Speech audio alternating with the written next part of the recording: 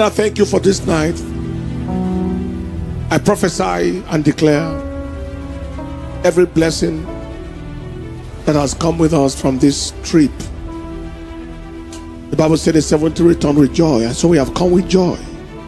And I declare the release of joy, the release of the sound of celebration, in the name of Jesus. Right now, whatever has put your joy under pressure, whatever has put your joy under pressure, whatever has contributed to sadness and gloominess and depression and downcastedness and worry and anxiety that has dried the smiles from your face, today, whatever that thing is, I curse it to its roots in the name of Jesus. I declare the release of your sound of celebration.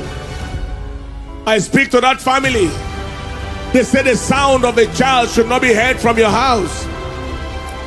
The Bible said, who is he that saith and it cometh to pass when the Lord commanded it not? According to the time of life, the sound shall be heard, and multiple sounds shall be heard.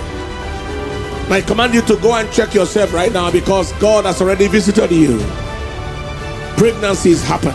Whatever is it, male factor, female factor, whatever factor it is that has frustrated your fruitfulness and tempered with your joy, that factor is arrested right now.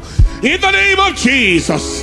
I see somebody under housing accommodation pressure that is tempering and fighting with your joy. There is something like a 72-hour deadline.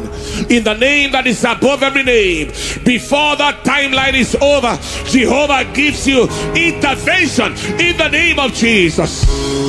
Somebody's child just left home, a lady, young lady, 17 years, that kind of age, between that 17, 19, 18, 19, left home just like that. Lato sete feta, you don't know her whereabouts. I prophesy, wherever this child is, I put her under pressure. I declare her, return back home right now. Return back home right now. Return back home right now. In the name of Jesus.